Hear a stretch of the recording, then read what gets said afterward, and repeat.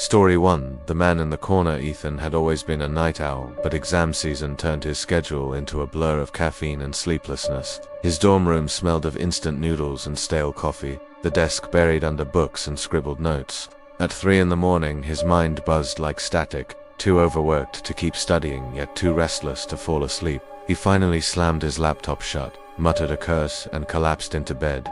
The blanket felt heavier than usual, but he welcomed it. His body was sore, eyelids burning. As he drifted off, he promised himself that tomorrow he'd take better care of himself. When he opened his eyes again, something was wrong. His mind was sharp, awake, but his body was a corpse. His arms, his legs, even his tongue refused to move. Panic surged instantly.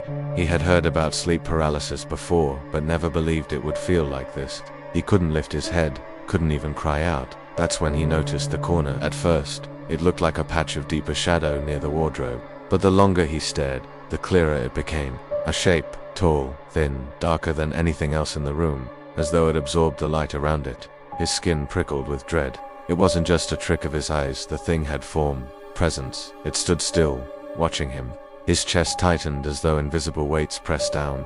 He tried to thrash, to scream, but his body betrayed him. His breaths rasped shallowly, the only proof he wasn't already dead. The figure remained motionless, waiting.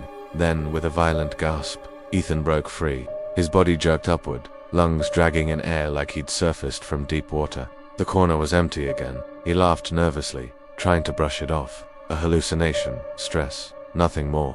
But the fear clung to him like smoke. The next night, he was almost too afraid to sleep. He left the desk lamp on, scrolling endlessly through his phone until exhaustion overtook him. But the paralysis returned. His eyes opened to the same suffocating stillness, the same helpless body, and the figure was back, closer. It stood by the chair at his desk, its shadow-like edges wavering, its head tilted toward him. 2 hollow pits where eyes should have been bore into his frozen body. This time there was sound-low, guttural murmurs, muffled like voices through walls. He couldn't understand the words, but they made his skin crawl. His heartbeat thundered in his ears. Sweat pooled under his hairline. He pleaded silently for it to end. And finally, mercifully, the paralysis broke. He lurched upright, chest heaving, tears springing to his eyes. The chair was empty. The lamp burned steadily. But the fear was real. By the 3rd night, Ethan avoided his bed until dawn, but exhaustion always won. This time, the figure stood at the foot of the bed. His blood froze as the whispers grew louder. They weren't muffled anymore. They were words, his name, over and over. Ethan, Ethan, Ethan. Tears leaked from his eyes as he stared helplessly. The thing leaned forward slightly, impossibly tall, impossibly wrong. Its presence was suffocating, pressing against his chest until every breath came out strangled. When he broke free, he bolted upright and left the lamp on until morning. His textbooks, his deadlines, all of it suddenly meaningless. The only thing that mattered was the corner. Night after night, the figure returned, each time closer, each time clearer. Ethan tried everything, falling asleep with music blasting, covering his eyes, even downing pills to knock himself out. None of it mattered. Sleep paralysis still came, dragging him into its suffocating grip. On the 5th night, it stood beside the bed. He woke pinned to the mattress instantly, not even a moment of peace before terror set in. The figure loomed inches away now. He could almost see the shape of a jaw, the suggestion of a grin that made bile rise in his throat. The whispers roared, clawing at his ears until his head felt like it would split. He wanted to scream, to fight, but all he could do was cry silently, body betraying him. The figure leaned down. He felt it. Hot, ragged breath against his cheek. His lungs collapsed under the weight pressing against his chest. His vision blurred. The whispers turned into a voice clear as ice. "You can't wake up." Panic curdled into hopelessness. He truly believed he would die there, suffocated by something born of nightmare, but real enough to kill. His eyes rolled back, his body trembling against his will, and then release. He sat up violently, coughing, clawing at his throat. His heart battered his ribs like a trapped bird. Tears streamed down his face. The room was empty again, silent, but then he saw it, in the corner. Not the figure, no, something worse. The carpet fibers were scorched. 2 long narrow impressions marred the floor, as though someone had stood there too long, burning their presence into the room itself. Ethan's breath hitched. The logical explanations crumbled like ash. The man in the corner wasn't just a hallucination, he was real, and each night, he was getting closer. Story 2. The old hag. The farmhouse creaked with every gust of wind, its old wooden beams groaning as if they remembered 100 years of storms. Maya had only moved in 3 weeks ago, but already the house carried a weight she couldn't explain. It was supposed to be a fresh start for her and her 6-year-old daughter, Lily, a quieter, cheaper life away from the city. During the day, the house was charming enough. The sunlight poured through wide windows, and Lily ran through the fields chasing butterflies. But at night, the silence grew heavy. Maya, who worked long shifts at the diner, often collapsed into bed after midnight. Sleep should have been her only escape. Instead, it became her enemy. The first time it happened, Maya thought it was just exhaustion. She woke in the middle of the night, her body locked down tight as though pinned beneath invisible hands. She tried to scream, but her lips wouldn't part. Panic rose inside her chest, trapped and suffocating. Then she saw an old woman, crouched on her chest, wrinkled skin stretched over sharp cheekbones, hair long and stringy, dripping across Maya's face. Her breath reeked of rot. Her eyes were wide, milky white, staring with a hunger that made Maya's blood turn cold. The hag's thin hands pressed harder against her chest, forcing the air out of her lungs. Maya's vision blurred. Just before she thought she would suffocate, the paralysis broke. She shot up, gasping, clutching her throat. The room was empty, but the impression of weight lingered, as though the hag had been real. She tried to shake it off as a nightmare, but the second night proved her wrong. This time, the hag wasn't crouched on her chest. She was sitting in the wooden chair near the window, her crooked spine bent, her head twitching in tiny jerks. Her lips moved, whispering words Maya couldn't hear. But one thing was clear: the hag was staring at the door to Lily's bedroom. When the paralysis broke, Maya stumbled into her daughter's room. Lily was sound asleep, but her hair looked different, neatly brushed, strands laid flat as though careful hands had combed it. Maya locked Lily's door from then on. Night after night, the hag returned. Sometimes she sat in the chair. Sometimes she lurked by the window, fingers twitching against the glass. Other times, Maya felt her bony weight crushing her chest, her breath rasping against her ear. And always, the hag's pale eyes seemed fixed on her daughter's room. Maya grew hollow-eyed from exhaustion. Coffee carried her through the diner shifts, but at night, she dreaded lying down. Even Lily had started acting strange. One morning, she told her mother, "Grandma brushes my hair at night." Maya's heart nearly stopped. Lily had never known her grandmother. Maya's own mother had died years ago, and certainly not looking like the thing in her room. By the 7th night, the fear had eaten her alive. She tried sleeping with the TV blaring, with every light on, but it didn't matter. The paralysis came anyway. And this time, the hag was waiting. Maya woke flat on her back, lungs paralyzed. The hag crouched inches above her face, hair dangling like cobwebs. Her mouth split into a jagged grin, revealing blackened teeth. This time, she whispered clearly, "Mine." Her skeletal hands wrapped tighter around Maya's chest, nails biting into her skin. Maya's lungs burned. She tried to thrash, tried to kick, but she was a corpse under the hag's weight. Then the words grew louder, shrieked into her ears. "She's mine now." Maya's vision darkened as if she were being dragged into a void. The hag's face grew closer, those dead white eyes swallowing her whole. The world shrank to nothing but the sound of that ragged voice claiming her daughter. And then released. Maya sat bolt upright, gasping, clutching at her chest. Her body trembled with terror. She bolted from her bed, heart hammering, and threw open Lily's door. Her daughter was sitting upright in bed, smiling. Her small hands clutched a hairbrush, moving slowly through her hair with eerie precision. Her eyes were half-lidded, glassy, not truly awake. "Grandma said I'm pretty," Lily murmured, voice distant. Maya's stomach turned to ice. She ripped the brush from her daughter's hand and pulled her into an embrace, tears streaming down her cheeks. Lily didn't resist. She simply laid her head against Maya's shoulder, humming faintly as though still half in a dream. Maya sat there until the sun rose, too afraid to close her eyes, clutching her daughter as though the hag could materialize any second and tear her away. When morning finally came, Maya searched the room for answers, for anything that would explain what was happening, and that's when she saw it. On the wooden floor near the foot of Lily's bed were deep scratches. Not the kind a child could make. Not the kind furniture would leave. They were claw marks, as though someone or something had dragged its nails across the wood while waiting. Maya locked every door, every window, every night after that. But she knew locks wouldn't stop the old hag. The thing wanted her daughter.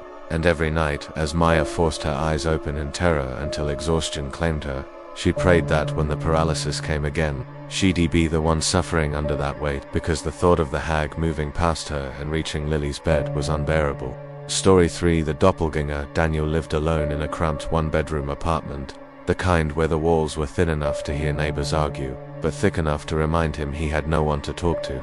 Most nights he sat in bed scrolling endlessly on his phone, the blue glow washing over his face until exhaustion dragged him into shallow, restless sleep. Loneliness had become routine. Work was dull, friends had drifted away, and his phone was the only company that stayed.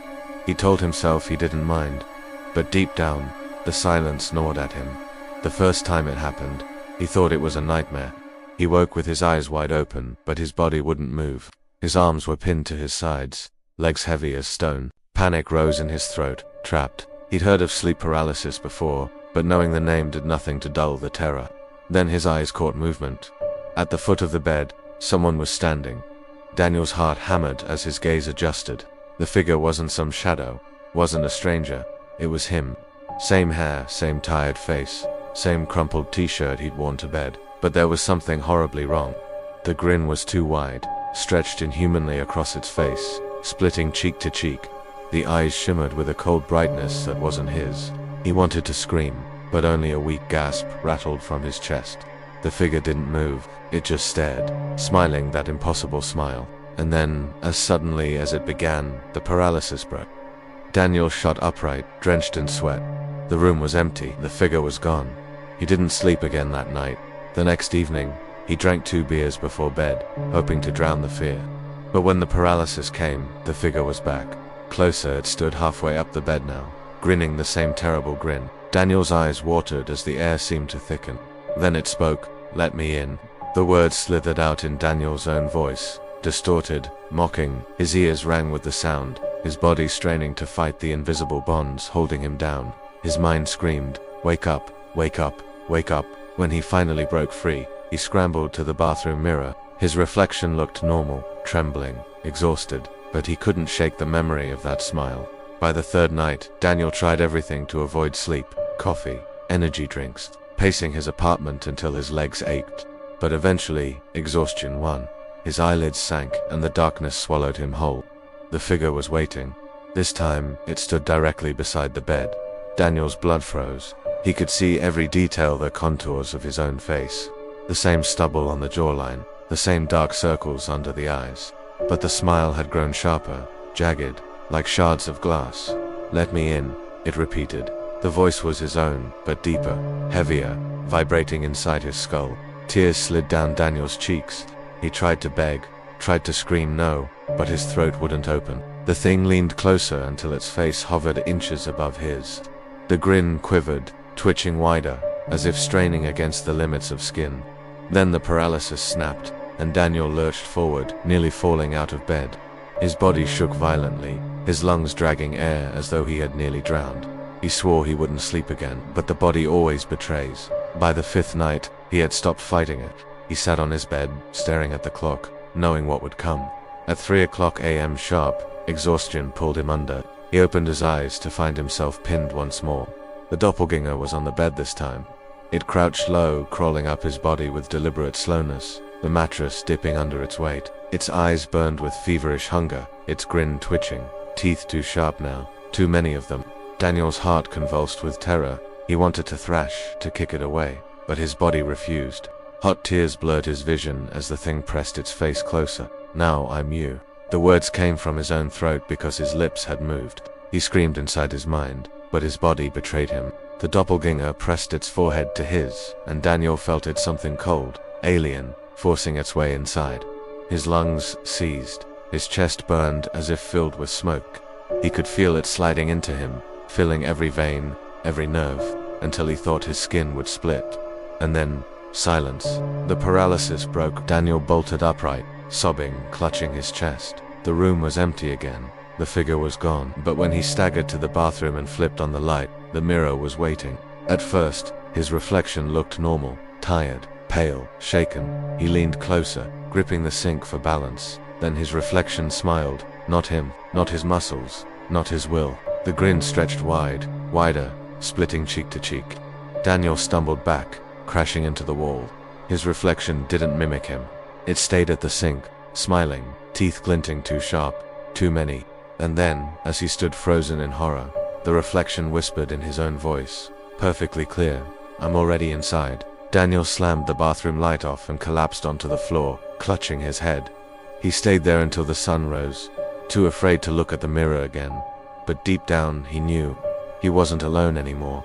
The thing had gotten what it wanted, and he would never truly know if the man inside his skin was still him or the doppelganger. Story for the suffocating darkness. Claire had grown used to exhaustion. As a nurse working rotating night shifts, her sleep schedule was a wreck. She came home just as the sun was rising, the world bright and alive, while her body begged for rest. To block the daylight, she had bought blackout curtains that swallowed her bedroom in perfect darkness. At first, the pitch-black cocoon felt comforting. It was the only way she could trick her body into believing it was night. But soon, the darkness became oppressive. It wasn't just the absence of light, it was a presence. The first time it happened, she woke with her eyes wide open, staring into the void. She thought she was dreaming until she realized she couldn't move. Her body was heavy, pinned to the mattress. Panic surged as she tried to cry out, but her lips refused to part. Her ears filled with sound, not noise exactly, but breathing. Deep, steady breaths, far too loud to be her own. The air grew thick, pressing down on her chest. She swore she could feel someone standing by her bed. The paralysis broke with a violent jolt. She sat up, heart pounding, sweat chilling her skin. She told herself it was just sleep paralysis, something she'd read about before. Harmless, a trick of the brain. But the second night proved otherwise. Again, she woke pinned in darkness.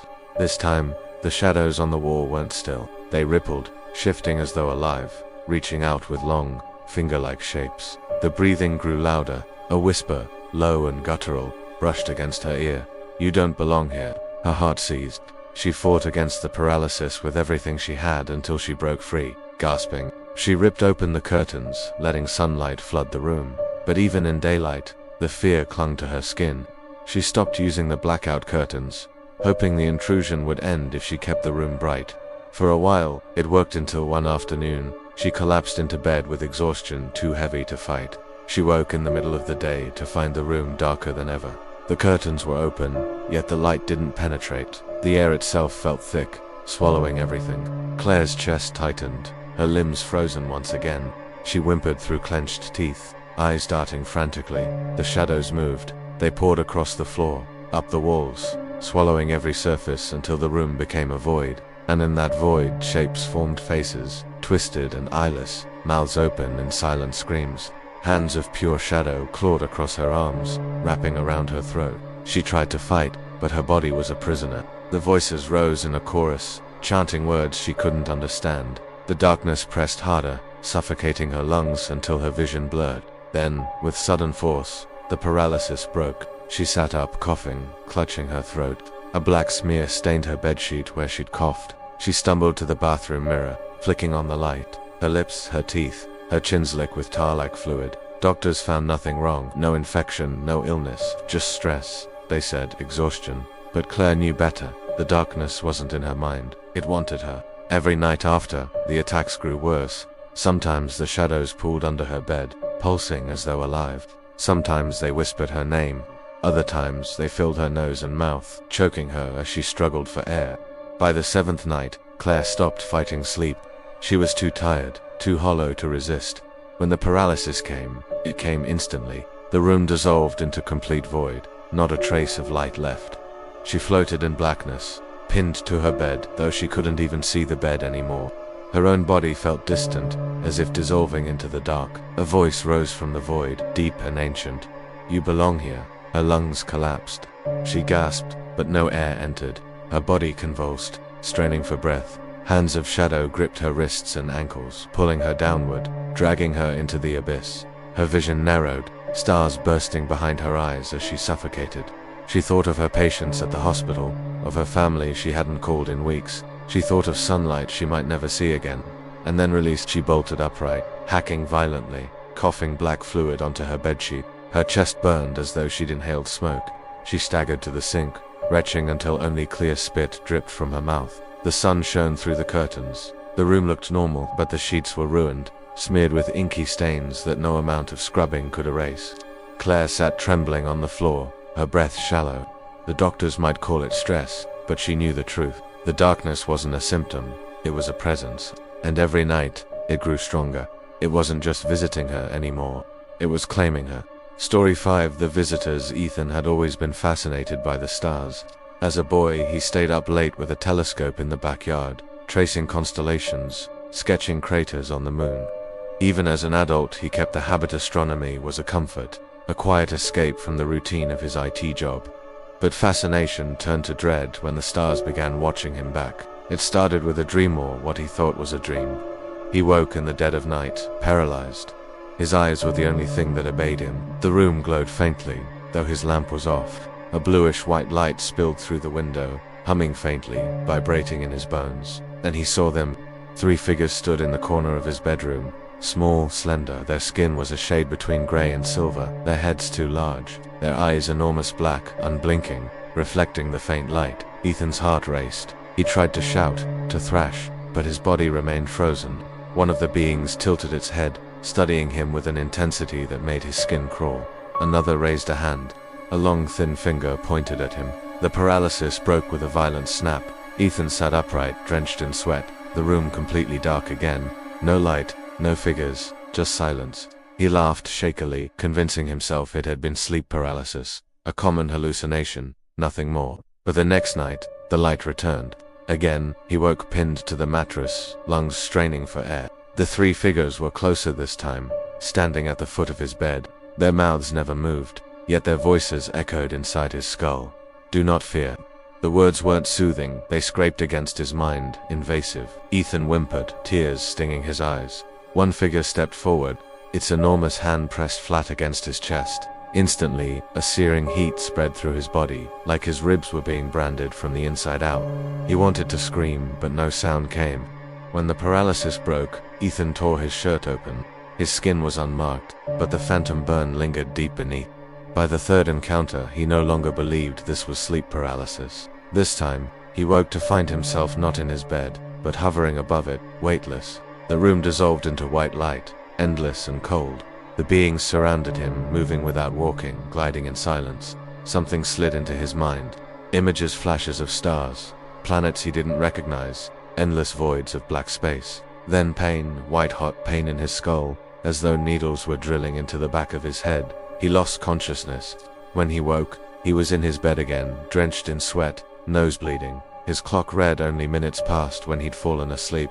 The attacks continued night after night. Always the same paralysis, the same light, the same visitors. Sometimes they stood over him, sometimes they reached for him, sometimes they lifted him into the blinding void. He stopped sleeping. Coffee and energy drinks kept him functional, but his body began to break down. His skin was pale, his hands shook constantly. His co-workers noticed. His sister begged him to see a doctor, but doctors couldn't explain the deep, circular bruises that appeared on his arms, or the faint scar along his spine that hadn't been there before. The worst night came 3 weeks in. Ethan woke in darkness, but this time there was no light, only the paralysis. He strained his eyes and realized he wasn't alone.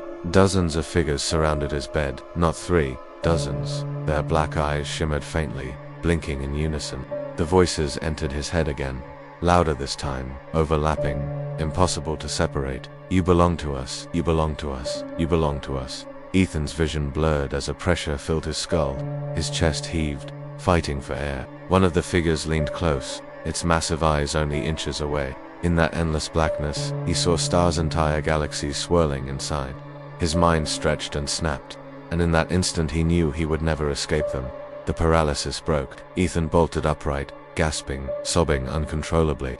His room was empty, but the air stank of ozone like the aftermath of lightning. The window was wide open. He staggered to it, staring out at the sky. Above, the stars gleamed brighter than ever, sharp and merciless. He thought he saw movement between them, shadows darting across the void. Watching, waiting, he slammed the window shut, drew the curtains, and sat trembling on the floor until dawn. But deep down, he knew it didn't matter. Sleep offered no safety. Wakefulness offered no escape. The visitors had found him, and sooner or later, they would take him for good.